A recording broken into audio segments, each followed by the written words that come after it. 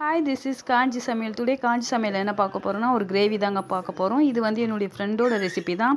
அவள் தான் எனக்கு சென்ட் பண்ணியிருந்தா. ஸோ இந்த ரெசிபியே வாங்க வீடியோக்குள்ளே போய் பார்க்கலாம். ஃபஸ்ட்டு அதுக்கு ஒரு பாத்திரம் வச்சுங்க. எல்லாமே அரை ஸ்பூன் சேர்த்துங்க. சோம்பு, சீரகம், மிளகு எல்லாத்தையும் அரை ஸ்பூன் சேர்த்துட்டு கருவேப்பிலை தான் ரொம்ப முக்கியமானது. கருவேப்பிலை 5 காஞ்ச மிளகாய் சேர்த்துட்டு வறுத்துட்டு பொன்னிறம் நல்லா நைஸாக அரைச்சி எடுத்துங்க. அதுக்கப்புறம் ஒரு பாத்திரம் வச்சுட்டு அதில் 5 ஸ்பூன் ஆயில் விட்டுட்டு சோம்பு, பட்டை, லவங்கம் எல்லாம் சேர்த்துட்டு 2 பெரிய வெங்காயம் சேர்த்துட்டு நல்லா பொன்னிறமாக வதங்கி வரட்டும். வதங்கி வந்ததுமே பார்த்தீங்கன்னா இஞ்சி பூண்டு விழுது சேர்த்துங்க. அது கூட ஒரு பச்சை மிளகாய் வச்சு அரைச்சி எடுத்துங்க. இதுவும் பச்சை வாசனை போனதுமே இஞ்சி பூண்டு விழுதும் பச்சை வாசனை போனதும் 2 தக்காளி எடுத்துங்க. எப்பவுமே வெங்காயத்தை விட தக்காளியோட குவான்டிட்டி பார்த்தீங்கன்னா கம்மியாக தான் இருக்கணும் எந்த ரெசிபிக்காக இருந்தாலும். அப்போ தான் டேஸ்ட் கொஞ்சம் நல்லாயிருக்கும்.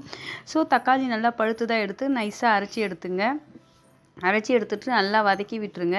இது நல்லா வதங்கி வரட்டும். வதங்கி வந்ததுமே பார்த்தீங்கன்னா நம்ம ஃபஸ்ட்டே அரைச்சி வச்சுருக்கோம் இல்லையா, அந்த மசாலா சேர்த்துக்கலாம். அதுக்கப்புறம் உப்பு சேர்த்துக்கலாம். இது கூட அந்த மசாலா சேர்த்து நல்லா கலந்து கொடுத்ததுக்கப்புறம் 1/2 கிலோ சிக்கனை வந்து மஞ்சள் தூள்லாம் போட்டு நல்லா கழுவி எடுத்து வச்சுருக்கேன். அதையும் இது கூட மிக்ஸ் பண்ணிவிட்டு நல்லா வதக்கி விட்டுலாம். ஒரு 5 நிமிஷம் சிம்மில் வச்சு வதங்கி வரட்டும். தண்ணியெல்லாம் சேர்க்காம. அதுக்கப்புறம் தேங்காய் விழுது இதுக்கு தேவை கிடையாது. நல்லா ஒரு 5 நிமிஷம் வதங்கி வந்ததுமே பார்த்தீங்கன்னா இது வந்து கிரேவின்றதுனால ரொம்ப தண்ணிலாம் சேர்த்துக்க தேவையில்ல. ஒரு 1/2 கிளாஸ் தண்ணி சேர்த்துக்கிட்டா போதும். உங்களுக்கு தண்ணியாக வேணும்னாலும் ஒரு 3/4 கிளாஸ் சேர்த்தா போதும். இப்போ வந்து பார்த்திங்கன்னா நல்லா வதங்கி வந்துருச்சு. அது கூட ஒரு 1/2 கிளாஸ் தண்ணி சேர்த்துக்கலாம். 1/2 கிளாஸ் தண்ணி சேர்த்துட்டு நல்லா கலந்து கொடுத்துட்டு கேஸ் வந்து சிம்மில் வச்சு மூடி வச்சிடலாம்.